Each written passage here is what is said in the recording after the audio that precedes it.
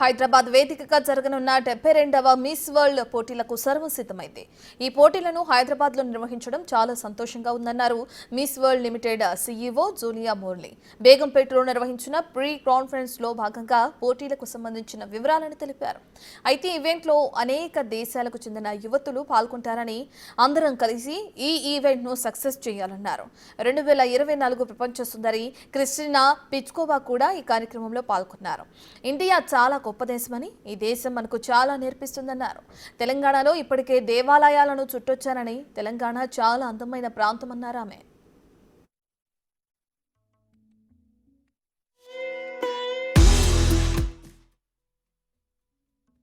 India has such a special place, not only in my heart, but as well in my journey.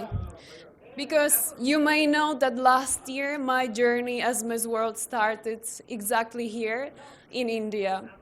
And you know, all the feelings are coming. It will be very emotional because the atmosphere that was there last year, full of vibrant colors, beautiful Indian designs, the dances, the singers, it was unforgettable. And to experience it all again will be the best chapter I will have to finish this part of my life.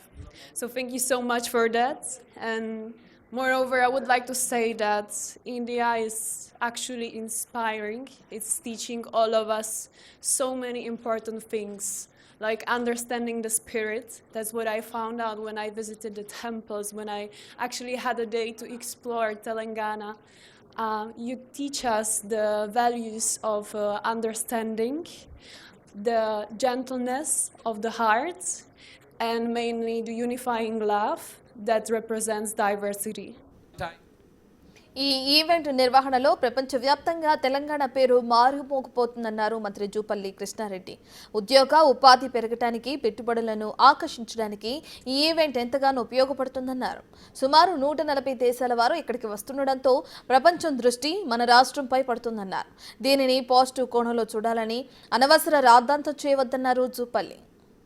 Krishnarao గారు ఈ miss world competition పెట్టినటువంటి ఉద్దేశం ఏంటంటే ప్రధానంగా కొత్త రాష్ట్రం తెలంగాణ రాష్ట్రంలో ఉన్నటువంటి నిరుద్యోగ యువత ఉద్యోగ ఉపాధి అవకాశాలు మెండుగా రావాలంటే, అట్లాగే పెట్టుబడులు పెద్ద ఎత్తున ప్రపంచ స్థాయిని ఆకర్షించాలంటే ఈ యొక్క ఈవెంట్ ద్వారా గ్లోబ్ నుంచి, అంటే ప్రపంచంలో ఉన్నటువంటి సుమారుగా 140 దేశాల నుంచి